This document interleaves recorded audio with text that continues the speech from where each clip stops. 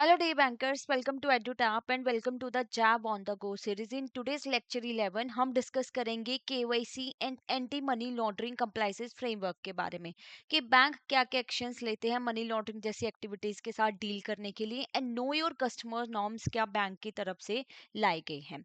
And if you targeting जाम में 2026 you should have a fair idea of previous year questions, most important topic and important MCQs. Previous year question जो है एक real exam का pattern बताते हैं. Most important topic यानी कौन से टॉपिक इंपॉर्टेंट है और उनको कैसे अप्रोच करना है वो हम देखेंगे. प्रीवियस ईयर क्वेश्चन में ना आपको पता चल रहा है कि केस स्टडी बेस्ड क्वेश्चन ज्यादा पूछे जा रहे हैं, मल्टीपल स्टेटमेंट क्वेश्चन आ रहे हैं और कौन से पर्टिकुलर मॉड्यूल से ज्यादा वेटेज है एग्जाम में, राइट. और इंपॉर्टेंट एमसीक्यूज की प्रैक्टिस करने से आपकी स्पीड और एक्यूरेसी दोनों बढ़ती है. तो ये डॉक्यूमेंट आप डाउनलोड कर सकते हो, डिस्क्रिप्शन बॉक्स में जाके फ्री ऑफ कॉस्ट आपको मिलेगा और आप अपनी जैब में 2026 की प्रिपरेशन को और आसान बना सकते हो.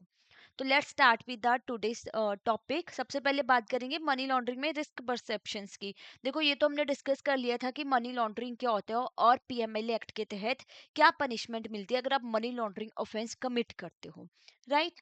अब मनी लॉन्ड्रिंग रिस्क परसेप्शन में क्या होता है ना, जैसे फाइनेंशियल प्रोडक्ट डिजाइन किए गए हैं, जैसे हम क्रेडिट कार्ड परचेज करते हैं, बैंक अकाउंट ओपन करते हैं या और कोई सर्विस जो बैंक से ले रहे हैं, जैसे और कोई डीमेट अकाउंट वगैरह ओपन किया, वो क्यों डिजाइन किए गए कि कस्टमर को क्या मिले, quick convenient efficient handling of funds, ये अच्छे से हो पाए, है ना.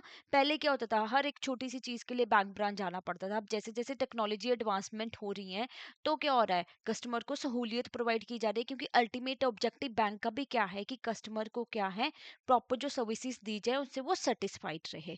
तो इसलिए फाइनेंशियल प्रोडक्ट डिजाइन किए गए हैं. बट क्रिमिनल क्या करते हैं, इन प्रोडक्ट्स का मिस यूज करते हैं. कैसे, money laundering and terror financing जैसी एक्टिविटीज करके ब्लैक मनी को कन्वर्ट कर देते हैं वाइट मनी में और उसको यूज करते हैं आगे टेरर एक्टिविटीज में. मतलब कर रहे हैं, अर्न कर रहे हैं ड्रग्स के थ्रू, दिखा देंगे एक फेक कंपनी का अकाउंट क्रिएट करके कि उसमें पैसा डाल दिया. तो क्रिमिनल मिस यूज करते हैं जो है प्रोडक्ट्स को. तो ये कैसे करते हैं, एक तो अपनी ट्रू आइडेंटिटी को छुपा देंगे, वही ना, कि ड्रग से पैसा कमाया बट शो क्या करते हैं कि ये कंपनी है, जो उनका रेस्टोरेंट है उसके बिजनेस का पैसा है.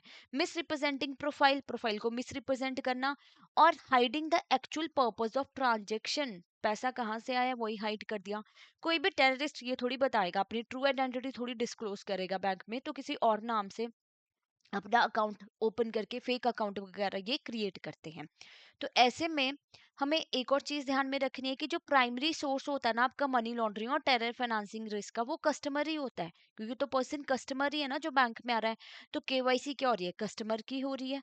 ओके. और वैसे जब कंपनीज वगैरह भी अकाउंट ओपन की करती हैं तो उनके भी जो ऑथराइज सिग्नेटरीज वगैरह हैं उनकी भी प्रॉपर केवाईसी की जाती है, बेनिफिशियरी ओनर्स की भी, बट वो कस्टमर ही कंसीडर किए जाते हैं. बट बाकी जो सोर्सेज हैं जो इफेक्ट करते हैं मनी लॉन्ड्रिंग को, वो क्या है, nature of product and services, आप किस तरीके का प्रोडक्ट और सर्विसेज ऑफर कर रहे हो.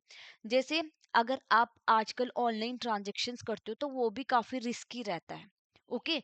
रादर देन कि आप कैश में जो ट्रांजेक्शन्स कर रहे हो फिर भी थोड़ी सेफ मानी जाएगी ऑनलाइन ट्रांजेक्शन्स वगैरह करते हैं, क्योंकि फंड्स काफी जल्दी जल्दी मूव होते हैं. Country of incorporation of the bank, अब बैंक अगर हाई रिस्क जैसी कंट्री में है तो वहां पे भी थोड़ा क्या रहेगा, रिस्क रहता है इन एक्टिविटीज का. प्लेस ऑफ बैंक ब्रांच, कहाँ पे है बैंक, है ना, किस जगह पे है. अब बॉर्डर एरिया के पास अगर कोई बैंक ब्रांच है तो ऑब्वियसली वहां पे ज्यादा रिस्क रहेगा.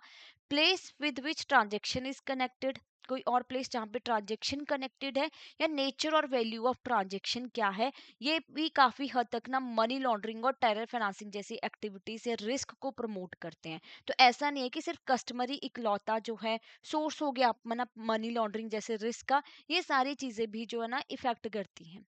ओके. देन अब क्या मेजर्स लिए जाते हैं मनी लॉन्ड्रिंग रिस्क को ओवरकम करने के लिए. तो क्या ऑब्लिगेशन है आपकी अंडर पीएमएलए, यहाँ पे बैंक को बोला गया है कि वो मिटिगेट करें मनी लॉन्ड्रिंग टेरर फाइनेंसिंग जैसे रिस्क को. बैंक को क्या करना है, अप्रोप्रिएट मेजर्स लेने हैं. तो क्या करना है, सबसे पहले तो अपने कस्टमर को अंडरस्टैंड करो और उनकी फाइनेंशियल डीलिंग को पता होना चाहिए बैंक को. अगर किसी स्टूडेंट का अकाउंट है तो ऑब्वियसली उसके अकाउंट में इतने हाई वैल्यू की ट्रांजेक्शन्स नहीं होगी ना, क्योंकि स्टूडेंट का अकाउंट है. ऑल ऑफ सडन अगर उसके अकाउंट में कोई 2 लाख डिपॉजिट करा देता है और बार बार पैसा डिपॉजिट हो रहा है, तो यहाँ पे बैंक अलर्ट होगा ना, सस्पिशियस ट्रांजैक्शन रिपोर्ट फाइल करेंगे. वही कि हमें डिटेक्ट करनी है, रिपोर्ट करनी है सस्पिशियस ट्रांजेक्शन किसको, एफआईयू इंडिया को। एफआईयू इंडिया का काम क्या होता है, जो हमने डिस्कस किया, एफआईयू इंडिया क्या करता है, एनालाइज करता है रिपोर्टिंग्स को, चेक करता है, ओके, कि कहाँ से सस्पिशन लग रहा है और आगे उसको ईडी को सेंड कर देता है।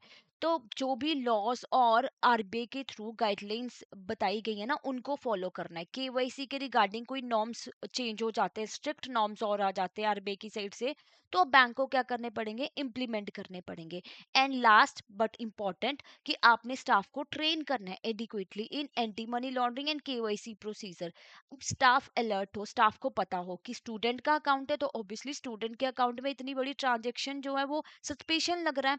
तो अगर स्टाफ यहाँ पे अलर्ट होगा, ट्रेन होगा, उसको पता होगा, तो इमीडिएटली वो स्टेप लेगा। तो ये सारे मेजर जो है बैंक में लिए जाते हैं कि हमने जो है मनी लॉन्ड्रिंग जैसे रिस्क को कम करना है। देन अब नो योर कस्टमर पॉलिसी की बात कर लेते हैं। देखो, आरबीआई की जो केवाईसी गाइडलाइन थी, उससे पहले प्रायर 2002 से पहले क्या होता था ना, बैंक रिलाई करते थे कस्टमर इंट्रोडक्शन पे।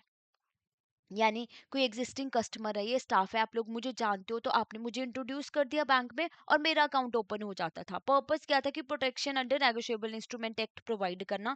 तो इस तरीके से ये चीज की जाती थी, इतना ज्यादा स्ट्रिक्ट पॉलिसी फॉलो नहीं होती थी। कोई जानकार है किसी का बैंक में, तो उसके थ्रू अकाउंट ओपन हो गया, चाहे तो कस्टमर, चाहे आप में से कोई जो है स्टाफ काम कर रहा है बैंक में।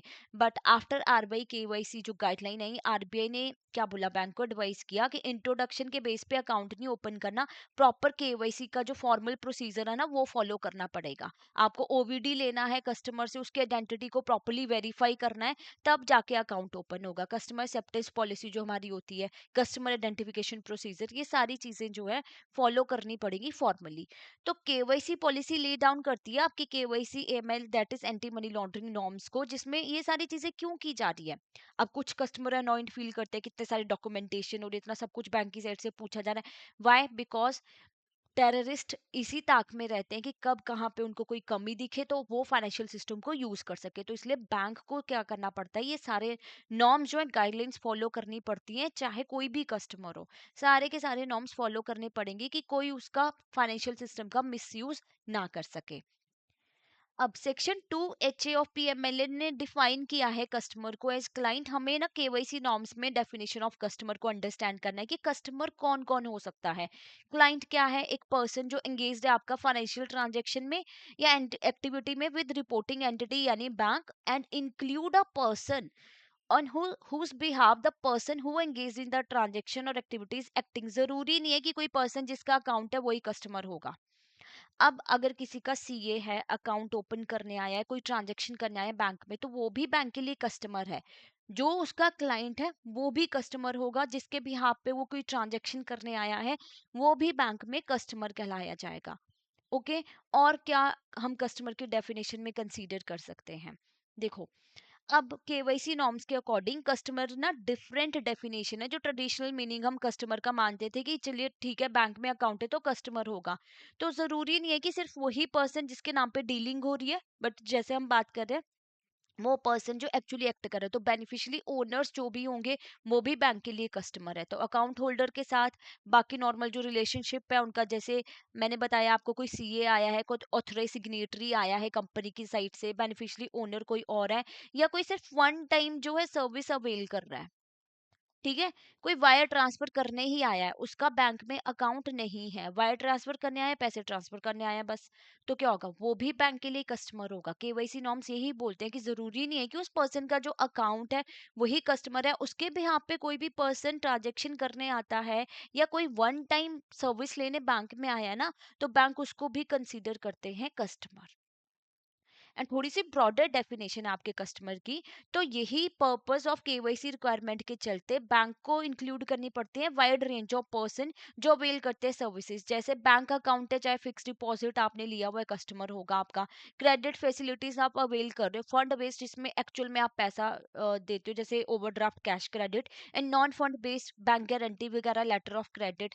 Remittance facility on stand alone basis, even once और मल्टीपल टाइम। आप सिर्फ, आपका बैंक में अकाउंट नहीं है, सपोज कीजिए मेरा बैंक में अकाउंट नहीं है, मान लीजिए मेरा एसबीआई में अकाउंट नहीं है, बट मैं वहां पे क्या करने जाती हूँ, रेमिटेंसेस फैसिलिटी अवेल करने जाती हूँ, चाहे मैं एक बार जा रही हूँ चाहे multiple time, I am the customer to the bank. Demat account है जहाँ पे बैंक डिपॉजिटरी पार्टिसिपेंट है, तो वो भी क्या होगा, कस्टमर।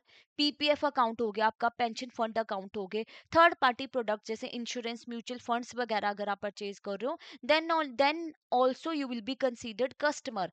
अब किसी ने लॉकर ही हायर किया, मुझे सपोज कीजिए एबीसी बैंक में लॉकर हायर करना है, तो I will be considered customer. और मेरा अकाउंट मान लीजिए एसबीआई में ही है, बट लॉकर में किसी और बैंक में हायर कर रही हूँ, तो मैं कस्टमर हूँ बैंक के लिए। कोई पता नहीं है ना कि मैं लॉकर का मिसयूज कर लूँ, मेरी केवाईसी तो प्रॉपरली बैंक करेगा ही करेगा।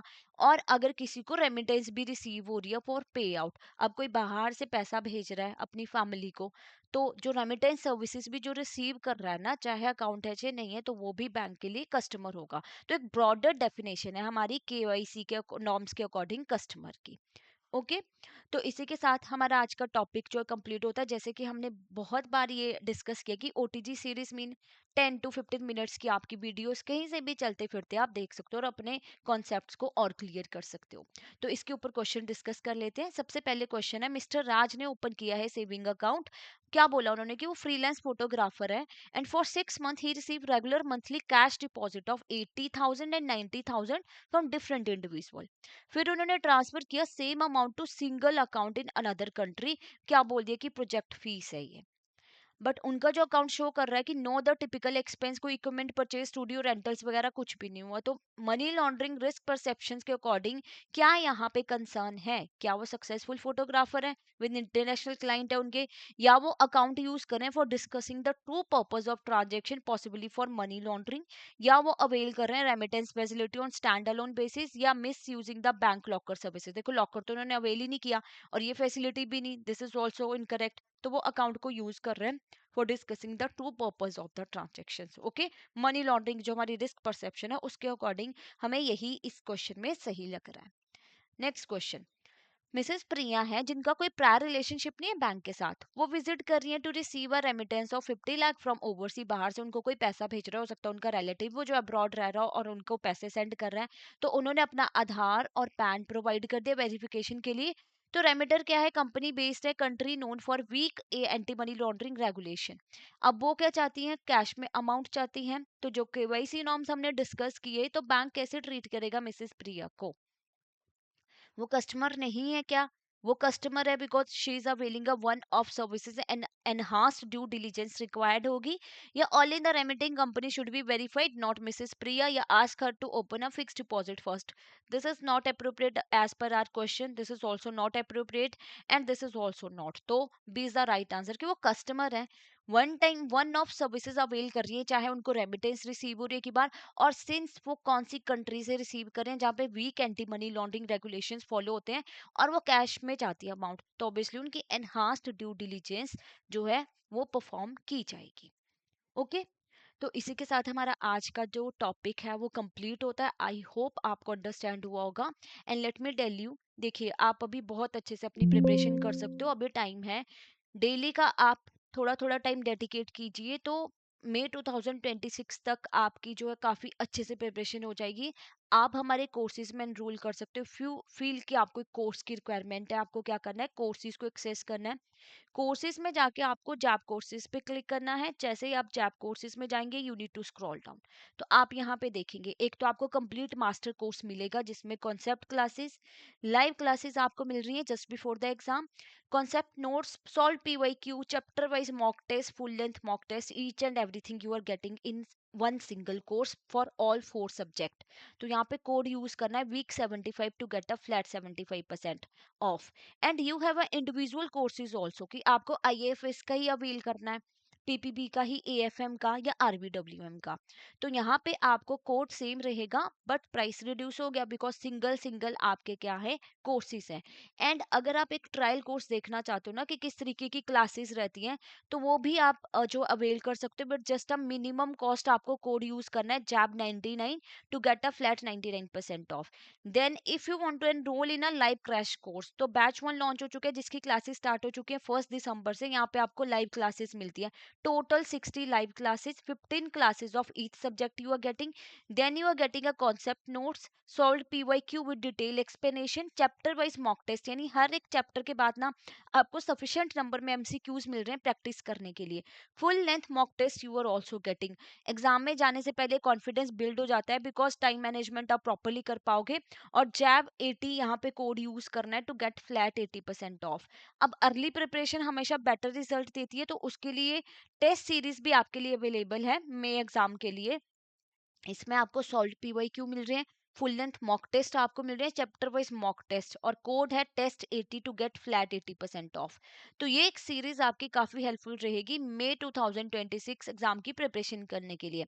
बट इफ यू फीलिंग कि अभी आपको मोटिवेशन ही फील नहीं हो रही, you are not feeling like preparing for the exam, क्योंकि अभी तो पेपर मई में है, तो अगर आप मेंटर टॉक में एनरोल करना चाहते हो ना, तो you can enrol in the mentor talk also, जहाँ पे आप अपने मेंटर से डिस्कस कर सकते हो कि आपको क्या इश्यूज फेस हो रहे हैं, not related to subject only, but आपको एक मोटिवेशन चाहिए and you want to know the strategy, तो आप वो भी अवेल कर सकते हो. ओके. और अगर आपको कोई और डाउट है, कोई और क्वेरी है, तो आप हमें इस नंबर पे कॉल कर सकते हो, मेल कर सकते हो hello@edutap.co.in. Thank you so much, have a nice day.